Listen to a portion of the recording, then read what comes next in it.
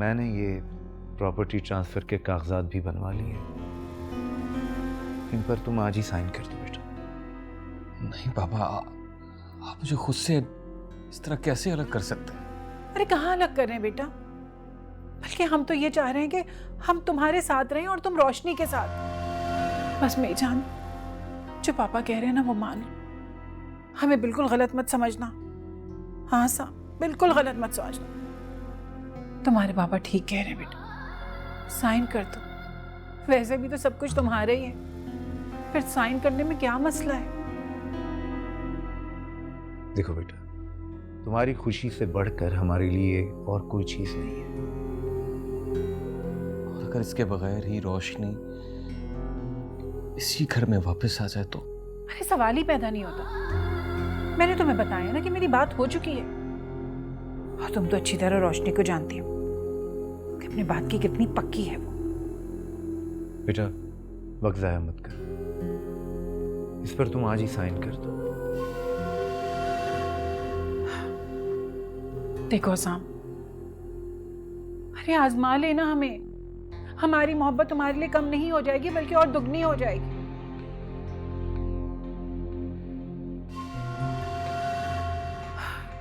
हमारा दिल रखने के लिए साइन कर दो इस पर।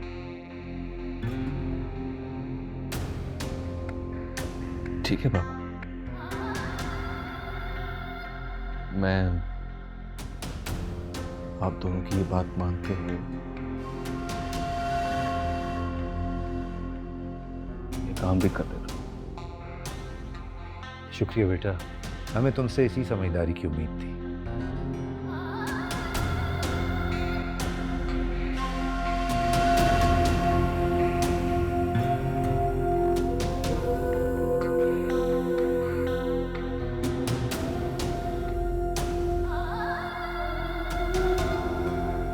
हसाम,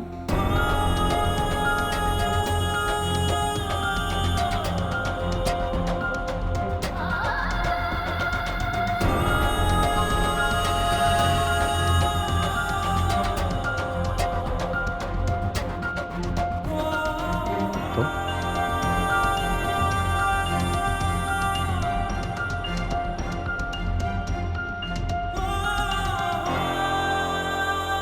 जी हसाम, मैं वापस आ गई हूँ, कभी न जाने के लिए। लेकिन तुम्हारी माँ ने तो कुछ और ही कहा था। जी हाँ, उन्होंने हसाम से कहा था कि मैं तब तक नहीं आ सकती जब तक हसाम मेरे लिए अलग घर नहीं ले लेते। हाँ तो ठीक है, हमने ये शर्त मान ली है, और वैसे भी हम इसी बात पर बात कर रहे थे, क्योंकि हम तो चाहते कि मुझे अंदाजा है आंटी कि आप लोग हर बात बड़ी आसानी से मान लेते हैं। शायद आप लोगों की कोई मजबूरी होगी, लेकिन मैं एक बात आपको साफ साफ बता देना चाहती हूँ कि वो मेरी अम्मी का फैसला था, मेरा नहीं। आप सबको मुझे यहाँ देखकर हैरत जरूर हुई होगी कि मैं इस तरह अचानक खुद कैसे चली आई। तुम क्या समझती हो कि तुम यूं आ गए और हम तुम्हें कबूल कर लेंगे? अरे ढिठाई देखिए इस लड़की की, अरे कैसे मुंह उठाकर इस घर में चली आई। हसाम कह दो इस लड़की को कि इसके इस घर में कोई जगह नहीं है, यहाँ से चली जाए।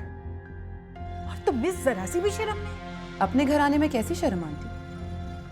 आपको तो मुझसे यही शिकायत है ना कि मैं इस घर को अपना नहीं समझती। तो लीजिए, आज मैंने ये बात भी साबित कर दी कि ये घर ही मेरा सब कुछ है और इस घर के लोग मेरे अपने। अरे बस बस, बहुत होगी तुम्हारी ड्रामाबाजी। अब तुम्हारी कोई चालाकी कामयाब नहीं होने दूंगी मैं, समझी तुम? हसाम घर से चली जाइए यहाँ से फौरन, में 1 मिनट भी से बर्दाश्त नहीं करूंगी।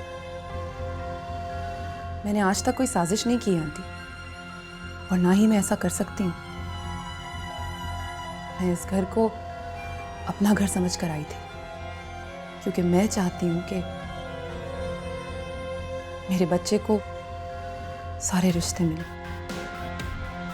लेकिन अगर आप ऐसा नहीं चाहती, या बल्कि आप ये बिल्कुल भी नहीं चाहती कि मैं इस घर में रहूं, तो आप ये फैसला हसाम पर छोड़ दीजिए, क्योंकि हसाम ही वो इंसान है जो आप सबकी मुखालिफत के बाद भी मुझे इस घर में ब्याह कर लाए थे। बताओ हसाम, इसे बताओ कि तुम नहीं चाहते कि ये हमारे घर में रहे, और इसे बताओ कि तुम पहले ही सोच चुके हो कि तुम इसे लेकर अलग घर में रहोगे। ओह मुमताज, क्या हो गया तुम्हें? ये तुम कैसी बातें? आप चुप रहे जमी साहब, मुझे इससे बात करने थे। मैं सॉरी चला क्या समझती हूँ इस लड़की की? हसाम, कहो इस लड़की को यहां से दफा हो जाए। मैं 1 मिनट इसे बर्दाश्त नहीं कर सकती।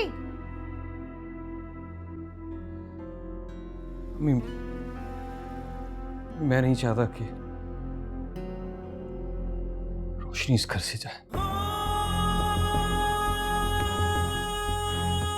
ना ही मैं किसी भी किस्म के बंटवारे के हक में। मैं ये चाहता हूं कि सबके जो आपस में इख्तिलाफात हैं किसी भी तरह ख़त्म हो जाएं और दोबारा से हम एक साथ इसी घर में रहें।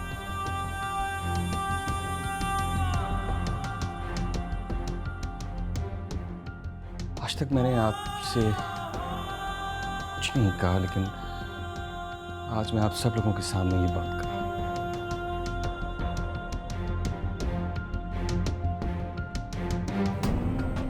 जितनी मोहब्बत मैं आप दोनों से करता हूं उतनी मैं रोशनी से भी करता हूं।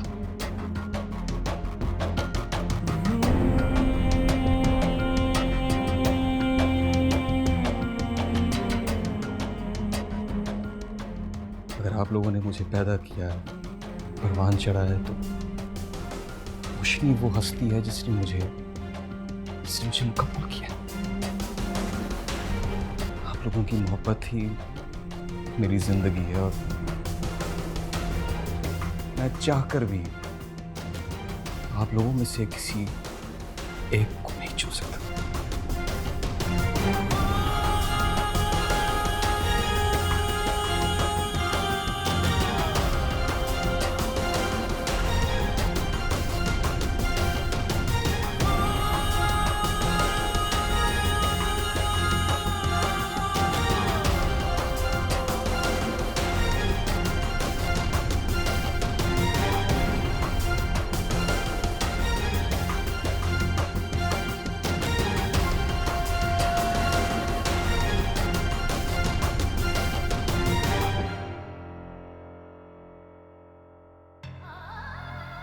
बेटा तुम फिक्र मत करो, मैं तुम्हारे साथ हूं।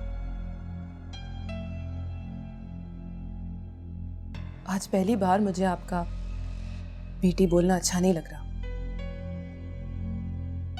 आप चाहें तो आज के बाद मुझे मेरे नाम से पुकार सकते हैं।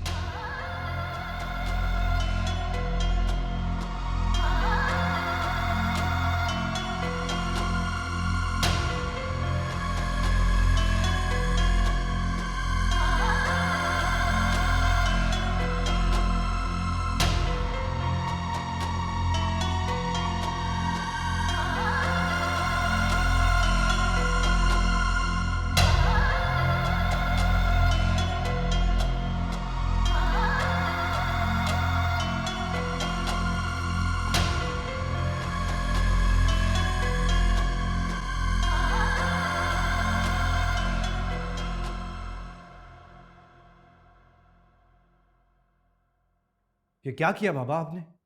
आपने आप ही को रोका क्यों नहीं? उन्हें क्या लगता है कि इस तरह जाने में उनकी इज्जत होगी? उसे जाना तो था।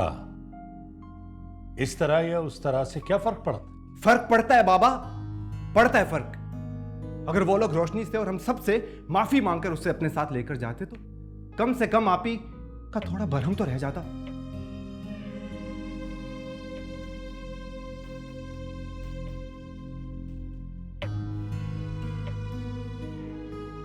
मेरी बेटी बहुत समझदार है, वो ये अच्छी तरह जानती अगर मर्द माफी मांगे तो वो ये बात कभी भूलता नहीं। वो एक अच्छी बीवी, उसने ठीक फैसला किया कि अगर उसका शौहर ससुराल में जलील होकर उसे साथ लेकर जाएगा तो ये कोई अच्छी बात नहीं है। तो फिर हसाम भाई को भी ये समझना चाहिए कि रोशनी उनकी बीवी है, और जब ससुराल में बीवी पर उंगलियां उठती हैं, उसकी बेइज्जती होती है, तो उसका साथ कैसे देते हैं? इज्जत क्या सिर्फ मर्द की होती है बाबा, आप ही की कोई इज्जत नहीं। औरत की इज्जत होती, लेकिन उस औरत की जो अपने शौहर की इज्जत रखे। एक बात याद रखना, हमेशा फलदार डाली ही झुकती। मेरी बेटी ने यह साबित कर दिया कि झुकना टूटने से बेहतर है। मुझे नहीं पता बाबा आप ये किस दौर की बातें कर रहे हैं, लेकिन आप एक बात समझ लें कि मुझे बिल्कुल अच्छा नहीं लगा कि आप ही उनके साथ उस घर वापस चली गई जहां से उन्हें सिर्फ एक शक की वजह से निकाला गया।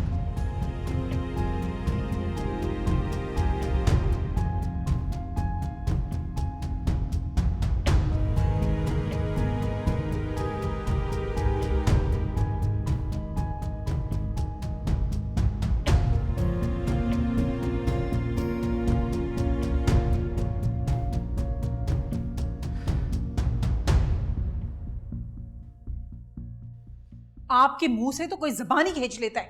अरे मौके पर बात ही नहीं की जाती आपसे। क्यों नहीं बात की आपने इन लोगों से? मुझे इस वक्त तुमसे ज्यादा बुरा लग रहा है। मेरी सारी मेहनत पर पानी फेर दी इस लड़की ने इस घर में वापस आकर। सारा प्लान फेल हो गया मेरा। लेकिन अब क्या कर सकते हैं, अब तो वो आ गई है इस घर में। हमें भी अब कुछ और सोचना पड़ेगा। क्या सोचना समझना? अरे धक्के देकर बाहर निकाले इन लोगों को। अब देखिए मुझसे और बर्दाश्त नहीं होता। जब तक ये लड़की इस घर में रहेगी ना, मुझे सुकून नहीं लेने देगी। Cool down Mumtaz, cool down. ये मामलात इतनी आसानी से हल होने वाले नहीं। समीर साहब, अब मैं कुछ नहीं जानती। अरे आप बाप हैं, इन्हें बिठाएं एक साथ और इनसे बात करें। आप कहें कि आप अपनी जिंदगी में जायदाद का बंटवारा करना चाहते हैं। बस अब मेरी हिम्मत जवाब दे चुकी है।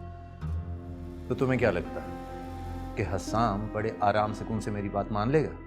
वो पूछेगा नहीं कि मैं ये सब क्यों कर रहा हूं? कभी नहीं मानेगा वो मेरी बात।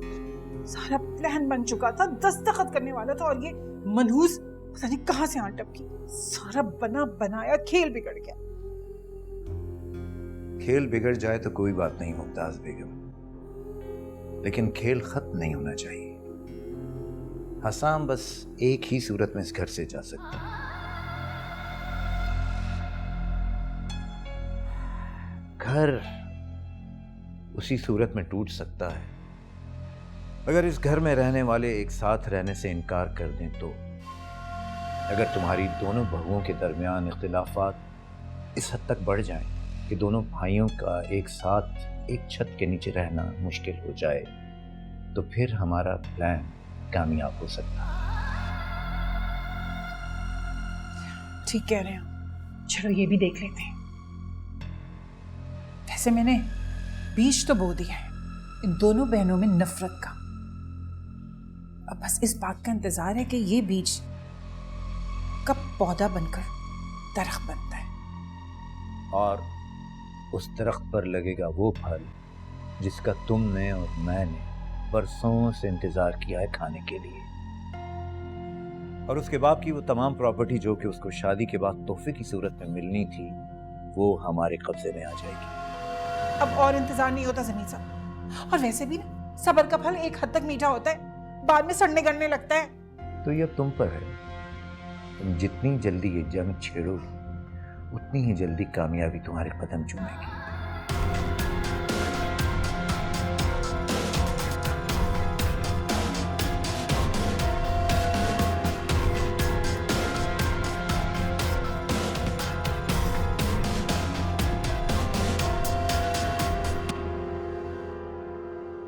रोशनी,